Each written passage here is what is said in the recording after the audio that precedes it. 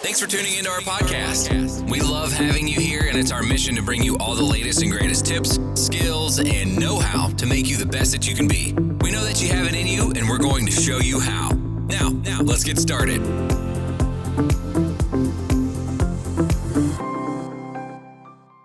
Welcome to the Para Fair today. And as we begin our story and as we listen to our story, interesting story. As I look at the story and I've been reflecting on the story the last 3 days and how we think things are rough for us, but as you listen to the story, we'll come back. We'll talk about some things that stood out to us, some things that we agree with, and some things that are kind of confusing with us. So listen to our story. We'll get back to you in a few minutes. Enjoy our story, and we will see you soon. There was a small village by the river. Everyone lived happily and offered regular prayers at the village temple, church.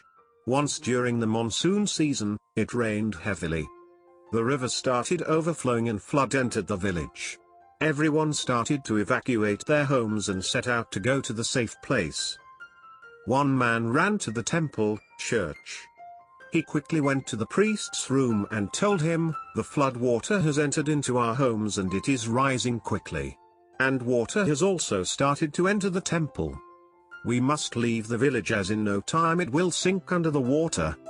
Everyone has set out to go to the safer place and you must come along." The priest told the man, "I am not an atheist like you all and I have a full faith in God. I trust the God that he will come to save me. I will not leave the temple, you may go." So, the man left. Soon, the water level started to rise and reached the waist height. The priest climbed on the desk. After a few minutes, a man with the boat came to rescue the priest. He told the priest, "I was told by the villagers that you are still inside the temple, so I have come to rescue you. Please climb on the boat." But the priest again refused to leave, giving him the same reason. So the boatman left. The water kept rising and reached to the ceiling, so the priest climbed to the top of the temple. He kept praying to the God to save him. Soon the helicopter came. They dropped the rope ladder for the priest and asked him to climb on and get inside the helicopters so they can take him to the safer place. But the priest refused to leave by giving him the same reason again. So the helicopter left to search and help others. At last, when the temple nearly submerged under the water, the priest kept his head up and started complaining, "Oh Lord, I worshipped you for all my life and kept my faith in you. Why didn't you come to save me?" The God appeared in front of him and with a smile, he said, "Oh madman, I came to save you 3 times. I came running to you to ask you to leave for the safest place with other villages. I came with a boat, I came with a helicopter. What is my fault if you didn't recognize me?" The priest realized his mistake and asked for forgiveness. He got his chance to go to the safe place one more time, which he accepted. Moral: in life, opportunities come unknowingly without any recolonization. We fail to recognize it and keep complaining that life didn't give us the opportunity to lead a successful life. Always take every chance you get to make a better life. Welcome back from our story. And as I listened to our story, the main problem was there was a flood in the village. And the priest was kind of stubborn on his ways of trying to get back and try to understand, trying to do things his way. And so as we think that sometimes we don't get help from people, we do get help, we seem to shy away from it a little bit. So it's interesting how the flood was coming and a man ran and told the priest, "Hey, we better go. It's getting really bad out there." He said, "I'm not going to go anywhere. I'm not going to leave." We've all been guilty of people telling us stuff, but we didn't want to hear it the first time. Then a man with a boat came by. The water was so high. The man with a boat came by and told him, "Hey, man, it's so bad that I had to get in a boat. So get in, let's get out of here, and so we can do it." Nope, I'm not going to leave. I know that there's a better way than that. So then I guess the water got so high in the temple that he had to get on top of the roof. So he climbed on top of the temple. A helicopter came by, not just came by and just stared at him, but he dropped the rope. He dropped the rope down for him to climb up the rope. And he just waved them off. He said, I will not leave. I will not leave. And it's just amazing how he still wanted his blessing. He still wanted everything to go his way. He wanted everything to go how he packaged it in his mind. And I think a lot of times we do that as humans. We want things a certain way. We're trying to tell everyone, this is how I want it. This is how I'm going to get it. And this is how it's going to be. And if it's not that certain way, it's not going to work out that way. As I look back and I think about life, a lot of things that I have received in my life, I thought I could tell someone or tell this is how exactly it turned out fine, but it didn't go from A to B. It went from A to B to C to F. It went all over the place. But I eventually got there. But as we get back to our story and we look, he started to complain. He started to complain. He tells he tells God, I've been so faithful to you. What is wrong with you? And then God tells him 3 times, I have offered you a lot of help. I sent someone to you. I gave you somebody came with a boat, a helicopter, and then why don't we recognize the help? And a lot of times as humans, we don't recognize a lot of the help that we have because we think that it has to be a certain way. As we talked about this earlier, we just think that I look at how they were blessed, or I look at how they have done things, but you don't know the struggles that these people have went through. We always look at the outside, but we don't know what's really going on. And we look and we think about certain things, and I think that all the opportunities that I have around me, and I'm just thinking the opportunity I have, I don't want it to, I think what happens is we take it for granted because we want it during that time. And then when we get it, we start taking it for granted. We start thinking, well, you know what, this is great, but I was really hoping for something more than this. Well, this is great, but it's not exactly what I wanted. So I'll just kick back at this job and wait for the next one to come along. And I realize it doesn't work that way. Whatever you have at that time, whatever job you have at this moment, enhance it, make it the best job ever. I know myself as I'm working harder and harder, and I realize my job, it's not great, but it's not bad. But I realize if I don't do a good job with what I have in front of me now, I will never, ever be able to get to the next level. And I think that's what happens. We get to the point where we think, well, I guess this is it. So I'm just going to just kick back and wait for the next big thing to happen. Instead of just passing the test and going with it any way we want to, we get a little complacent because I think some of us are really scared to try something else.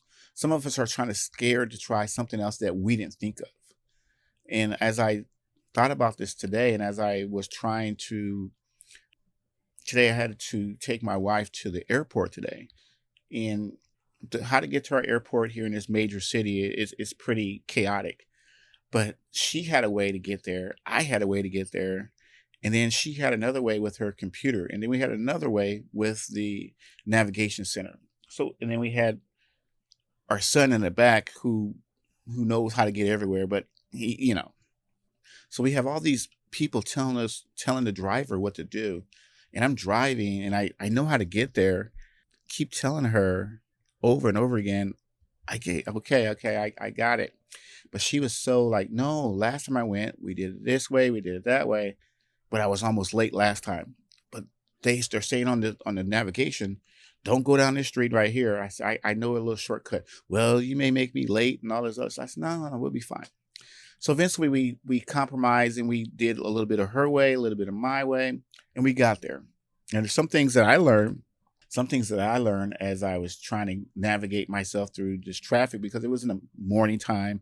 It was everyone's going to work and everyone's, airport's crowded. But one thing I've learned is that you have to be able to recognize when you have a different opportunity to go do stuff and learn new stuff. You have to be open to new ideas. You can't just say, I'm going to do it my way and this is how it's going to happen. Because what happens is you will fail because you're not open for new ideas. And I always stress this a lot is I notice that people who are very on top of everything, they know how to do things 3 to 4 different ways. What I mean 3 or 4 different ways, they don't just rely on one way to get there. They rely on 3 to 4 different ways of looking at a problem, and they will use all these 3 or 4 ways, and then they realize, okay, I like that one this time. That one worked this time, so I'm gonna try another one another way.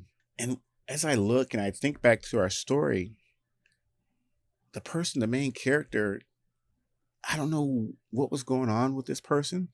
Why was he so stubborn? Because all the opportunities that we are getting, are we just wasting them? When, think about the next opportunity that you're going to get. What are you going to do with it? Are you going to waste it? Because we have all these opportunities, and every day we're given, and it's not taken for granted. We're given opportunities to make ourselves better. Today I had an opportunity to make myself better, and I almost let it go through my hands. I almost let it go through my hand. And what I mean by that, I had these certain little projects I wanted to do around the house today. And I've talked about this before, and I haven't talked about this in a while, but in our brain, I was watching this video, and in our brain, we have the rational part of our brain thinking. And then we have like this person called the fun part, who always wants to have fun. And he called the fun monkey. And what happens with this fun monkey that's in our brain is he is so much fun. He's the best thing to hang out with. He's the ball of the party, but he's not really responsible. But the rational part, he's kind of shy, doesn't really want to say anything until it gets too bad. So as I look at this situation, I still told myself, get up, get this stuff done, and then relax yourself. Because what I was doing was I was doing all the fun stuff first, and then I was getting to the point where I said, okay, I've done all the fun stuff. And I said, well, I can do it tomorrow. I just rationalized. I told Fun Monkey, just do it tomorrow. It's too hot outside right now. I said, no, it's okay. I got shade. My rational part said, you got shade. You'll be okay. Well, this and this, this and that. Because I noticed the fun part of your brain, they're always going to be telling you what certain things that you can't do, and how there's other better things to do. There's so many better things that you could be doing with your time. But you got to take care of your stuff. As I went and I took care of my things, and I felt good, and I still had time to sit and do nothing. And I was sitting there like, wow, how long did those little projects took? They took like 10 minutes to get done. And you're sitting there thinking about them for hours and hours. What is your problem? But these opportunities, I had these opportunities to make things better for myself. But if I would have passed it up and pushed it to the next day, it wouldn't happen. Tomorrow I got to continue with this project, and I know what's going to happen. It always happens.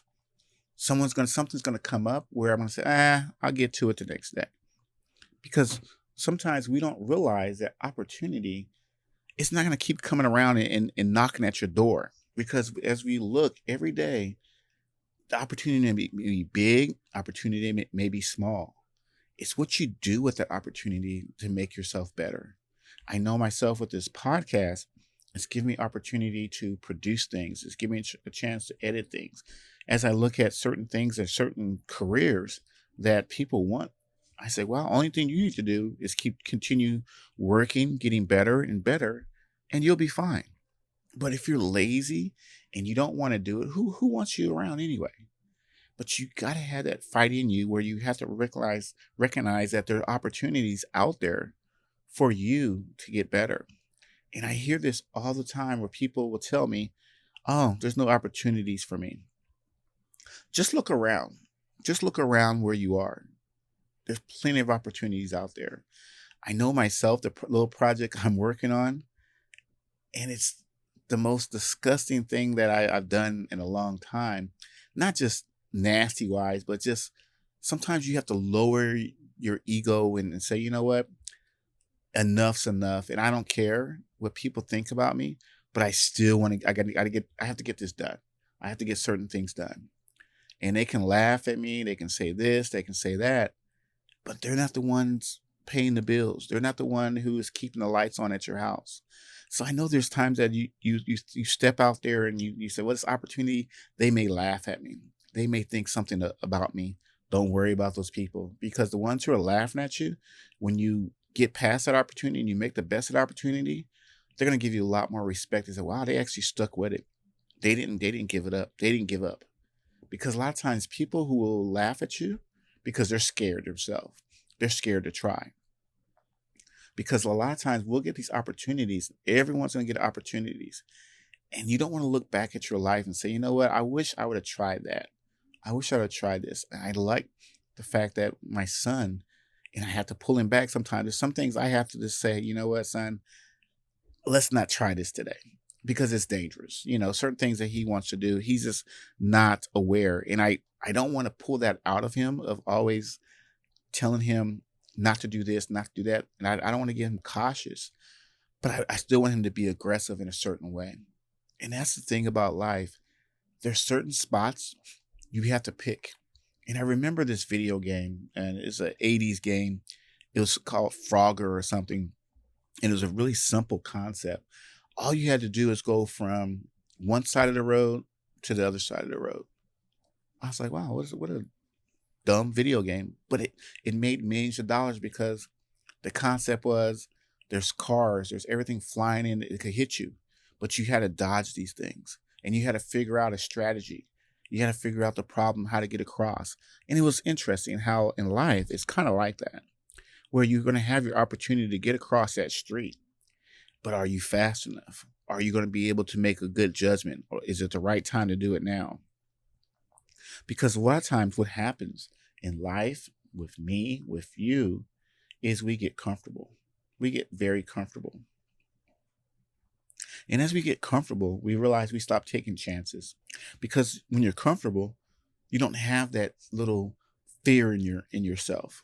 But when you have that fear and you don't have much and you want to continue to get better and better, you're going to have to make some choices that, they're going to really, really make you scared. I notice every day that I get up, I have a choice of doing nothing or making myself better or just going through it half-heartedly. And I really don't want to just look back and say, you know what, that podcast was almost there, but, no one was listening anyway, so it doesn't really matter. I don't want to look like that. I want to give it a full flesh, like millions and millions of people every day are listening to my voice because it's very important to me. And I don't want to pick up something and say, you know what, I was so close, but that opportunity, I gave up on it just too soon. Because as I look at certain things, I realize that you have to be patient with what you're doing. Okay. So I want to thank you once again with all the wonderful comments, and we'll talk to you in the next one. Bye-bye. As you continue and as you look back at your life, you don't want to look back and say, you know what, I wish I would have tried this. I wish I would have tried that.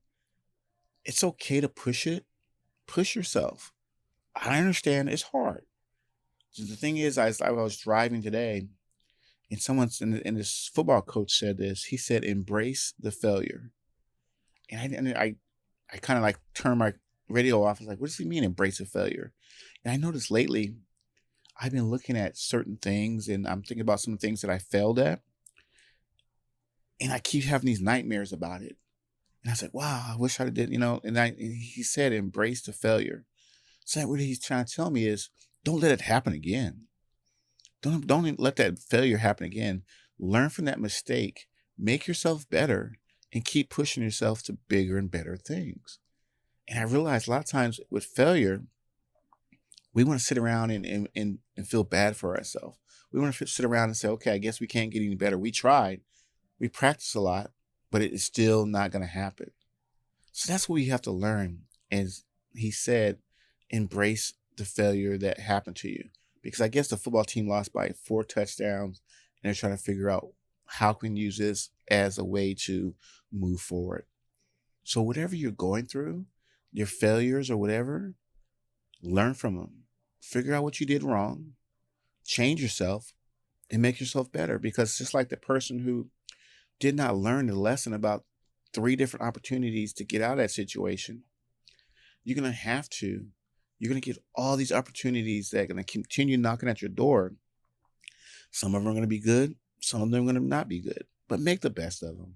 Okay.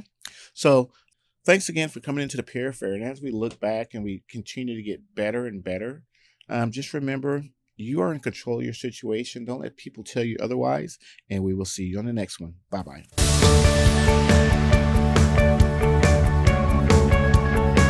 This week's episode has come to an end. But the fun doesn't have to stop here. If you have any questions, suggestions, or feedback, head over right now to Twitter and Facebook and like, share, and get involved. Join us next time.